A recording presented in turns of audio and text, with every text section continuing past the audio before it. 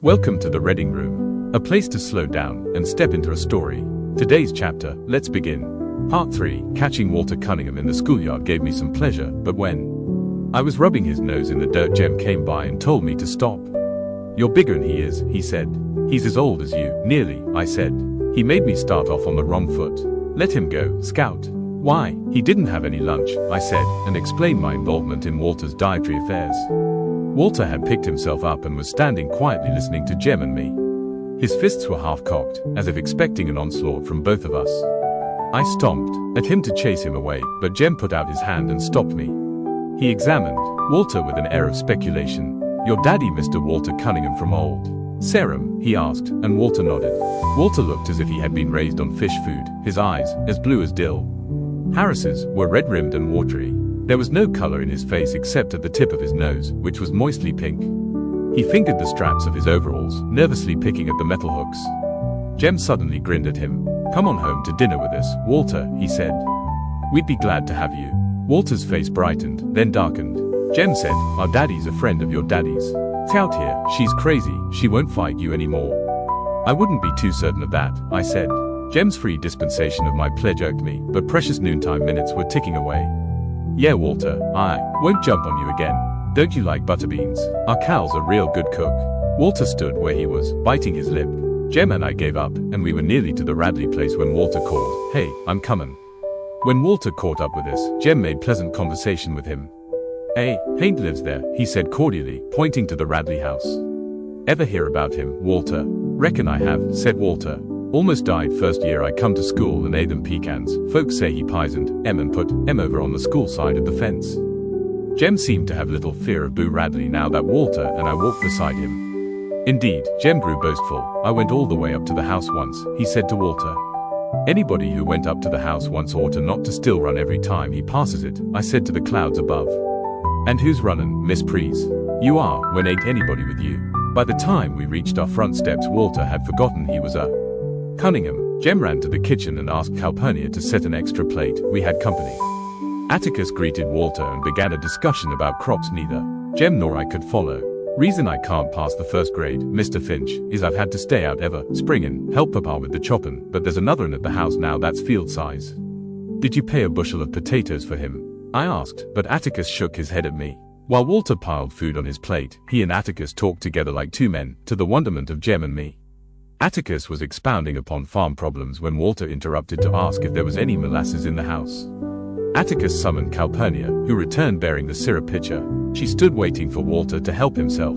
Walter poured syrup on his vegetables and meat with a generous hand. He would probably have poured it into his milk glass had I not asked what the Samhill he was doing. The silver saucer clattered when he replaced the pitcher, and he quickly put his hands in his lap. Then he ducked his head. Atticus shook his head at me again. "But he's gone and drowned his dinner in syrup," I protested. "He's poured it all over." It was then that Calpurnia requested my presence in the kitchen. She was furious, and when she was furious, Calpurnia's grammar became erratic.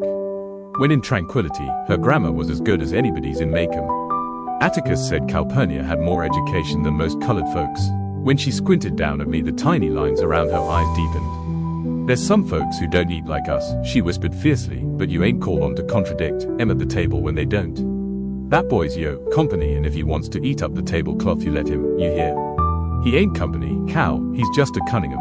Hush your mouth. Don't matter who they are, anybody sets foot in this house is yo company, and don't you let me catch you remarking on their ways like you was so high and mighty. Yo folks might be better than the Cunninghams, but it don't count for nothing the way you're disgracing Em, if you can't act fit to eat. At the table you can just sit here and eat in the kitchen." Calpurnia sent me through the swinging door to the dining room with a stinging smack. I retrieved my plate and finished dinner in the kitchen, thankful, though, that I was spared the humiliation of facing him again. I told Calpurnia to just wait. I'd fix her. One of these days when she wasn't looking, I'd go off and drown myself in Barker's eddy, and then she'd be sorry. Besides, I added, she'd already gotten me in trouble once today. She had taught me to write, and it was all her fault. "Hush your fussin'," she said. Jem and Walter returned to school ahead of me. Staying behind to advise Atticus of Calpurnia's iniquities was worth a solitary sprint past the Radley place. "She likes Jem better than she likes me, anyway," I concluded, and suggested that Atticus lose no time in packing her off. "Have you ever considered that Jem doesn't worry her half as much?" Atticus's voice was flinty. "I've no intention of getting rid of her, now or ever. We couldn't operate a single day without Cal. Have you ever thought of that? You think about how much Cal does for you, and you mind her, you hear? I returned to school and hated Calpurnia steadily until a sudden shriek shattered my resentments. I looked up to see Miss Caroline standing in the middle of the room, sheer horror flooding her face. Apparently she had revived enough to persevere in her profession. It's alive, she screamed. The male population of the class rushed as one to her assistance. Lord, I thought. She's scared of a mouse. Little Chuck Little, whose patience with all living things was phenomenal, said, "Which way did he go, Miss Caroline? Tell us where he went, quick." "DC," he turned to a boy behind him. "DC, shut the door and we'll catch him." "Quick, Mom, where'd he go?" Miss Caroline pointed a shaking finger not at the floor nor at a desk, but to a hulking individual unknown to me. Little Chuck's face contracted and he said, "Gently, you mean him, Mom?" "Yes, son, he's alive. Did he scare you some way?" Miss Caroline said desperately. "I was just walking by when it crawled out of his hair." "Just crawled out of his hair?" Little Chuck grinned broadly. "There ain't no need to fear a cootie, Mom. Ain't you ever seen one? Now don't you be afraid, you just go back to your desk and teach us some more." Little Chuck Little was another member of the population who didn't know where his next meal was coming from, but he was a born gentleman. He put his hand under her elbow and led Miss Caroline to the front of the room. "Now don't you fret, Mom," he said. "There ain't no need to fear a cootie. I'll just fetch you some cool water." The cootie's host showed not the faintest interest in the furor he had wrought. He searched the scalp above his forehead, located his guest and pinched it between his thumb and forefinger. Miss Caroline watched the process in horrid fascination. Little Chuck brought water in a paper cup, and she drank it gratefully. Finally she found her voice. "What is your name, son?" she asked softly. The boy blinked. "Who, me?" Miss Caroline nodded. "Burris Yule." Miss Caroline inspected her roll book. "I have a Yule here, but I don't have a first name. Would you spell your first name for me?" "Don't know how. They call me Burris home." "Well, Burris," said Miss Caroline, "I think we'd better excuse you for the rest of the afternoon. I want you to go home and wash your hair." From her desk she produced a thick volume, leafed through its pages and read for a moment. "A good home remedy for Burris. I want you to go home and wash your hair with lye soap. When you've done that, treat your scalp with kerosene." "What there, missus?" "To get rid of the, cooties. You see, Burris, the other children might catch them, and you wouldn't want that, would you?" The boy stood up. He was the filthiest human I had ever seen. His neck was dark, grey, the backs of his hands were rusty, and his fingernails were black deep into the quick. He peered at Miss Caroline from a fist-sized clean space on his face. No one had noticed him, probably because Miss Caroline and I had entertained the class most of the morning. "And Burris," said Miss Caroline, "please bathe yourself before you come back tomorrow." The boy laughed rudely. "You ain't sending me home, missus. I was on the verge of leaving. I done my time for this year." Miss Caroline looked puzzled. "What do you mean by that?" The boy did not answer. He gave a short, contemptuous snort. One of the elderly members of the class answered her. "He's one of the Yules, Ma'am," and I wondered if this explanation would be as unsuccessful as my attempt. But Miss Caroline seemed willing to listen. "Whole school's full of They come first day every year and then leave. The truant lady gets here, 'cause she threatens with the sheriff, but she's give up trying to hold She reckons she's carried out the law just getting the names on the roll and running here the first day. You're supposed to mark absent the rest of the year." "But what about their parents?" asked Miss Caroline, in genuine concern. "Ain't got no mother," was the answer, and their pause right contentious. Burris Yule was flattered by the recital. "Been comin' to the first day o' the first grade there 3 year now," he said expansively. "Reckon if I'm smart this year they'll promote me to the second." Miss Caroline said, "Sit back down, please, Burris," and the moment she said it I knew she had made a serious mistake. The boy's condescension flashed to anger. "You try and make me, missus." "No I can't," said Atticus. "I have to make a living. Besides, they'd put me in jail if I kept you at home. Dose of magnesia for you tonight and school tomorrow." "I'm feeling all right, really." "Thought so. Now what's the matter?" "Bit by bit, I told him the day's misfortunes. And she said you taught me all wrong, so we can't ever read any more, ever. Please don't send me back, please sir." Atticus stood up and walked to the end of the porch. When he completed his examination of the wisteria vine he strolled back to me. "First of all," he said, "if you can learn a simple trick, Scout, you'll get along a lot better with all kinds of folks. You never really understand a person until you consider things from his point of view. Sir, until you climb into his skin and walk around in it." Atticus said I had learned many things today, and Miss Caroline had learned several things herself.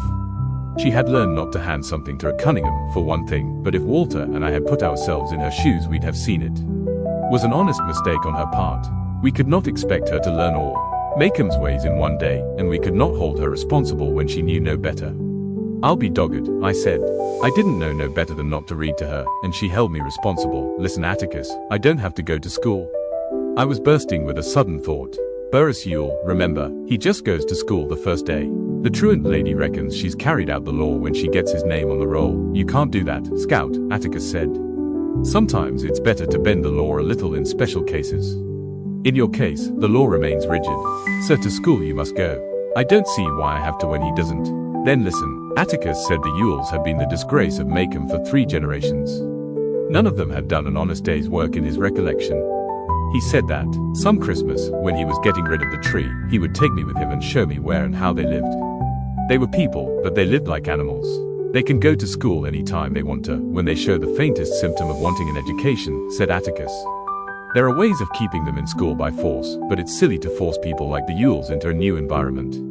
If I didn't go to school tomorrow, you'd force me to. Let us leave it at this, said Atticus dryly. You, Miss Scout Finch, are of the common folk. You must obey the law. He said that the Yules were members of an exclusive society made up of Yules. In certain circumstances, the common folk judiciously allowed them certain privileges by the simple method of becoming blind to some of the Wells activities. They didn't have to go to school, for one thing. Another thing, Mr. Bob Yule, Burris's father, was permitted to hunt and trap out of season. Atticus, that's bad, I said. In Maycomb County, hunting out of season was a misdemeanor at law, a capital felony in the eyes of the populace. It's against the law, all right, said my father, and it's certainly bad, but when a man spends his relief checks on green whiskey, his children have a way of crying from hunger pains. I don't know of any landowner around here who begrudges those children any game their father can hit. Mr. Yule shouldn't do that.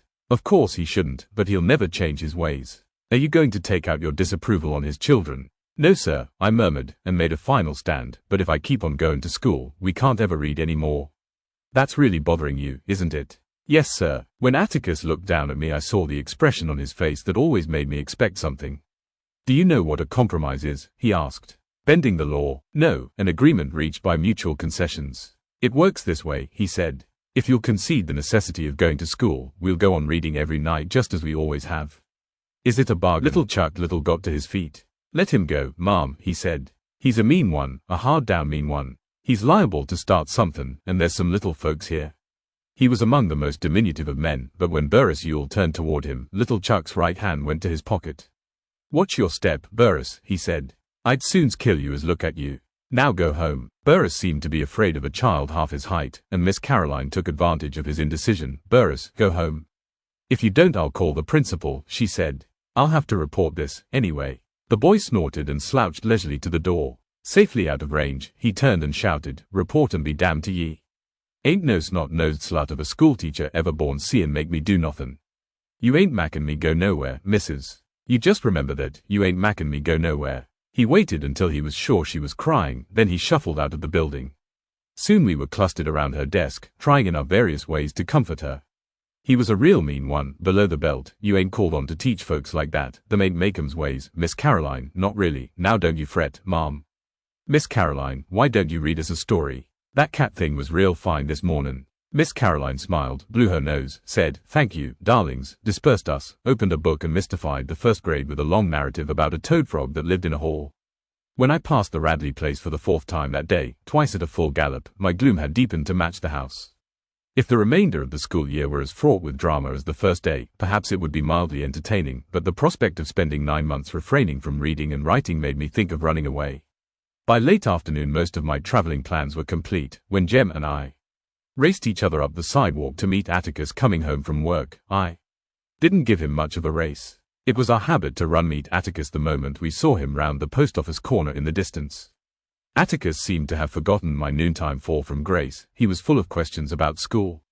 My replies were monosyllabic and he did not press me. Perhaps Calpurnia sensed that my day had been a grim one. She let me watch her fix supper. Shut your eyes and open your mouth and I'll give you a surprise, she said. It was not often that she made crackling bread. She said she never had time, but with both of us at school today had been an easy one for her. She knew I loved crackling bread. I missed you today, she said. The house got so lonesome, long about 2 o'clock I had to turn on the radio. Why, Jem and me ain't ever in the house unless it's rainin'. I know, she said, but one of you's always in callin' distance. I wonder how much of the day I spend just callin' after you. "Well," she said, getting up from the kitchen chair, "it's enough time to make a pan of crackling bread, I reckon. You run along now and let me get supper on the table." Calpurnia bent down and kissed me. I ran along, wondering what had come over her. She had wanted to make up with me, that was it. She had always been too hard on me. She had at last seen the error of her fractious ways. She was sorry and too stubborn to say so. I was weary from the day's crimes. After supper, Atticus sat down with the paper and called, "Scout, ready to read?" The Lord sent me more than I could bear, and I went to the front porch. Atticus followed me. "Something wrong, Scout?" I told Atticus I didn't feel very well and didn't think I'd go to school anymore if it was all right with him. Atticus sat down in the swing and crossed his legs. His fingers wandered to his watch pocket. He said that was the only way he could think. He waited in amiable silence, and I sought to reinforce my position. "You never went to school and you do all right, so I'll just stay home too. You can teach me like Granddaddy taught you, and Uncle Jack." End of part 3. Wait for the next one over a beverage. Like, subscribe and share.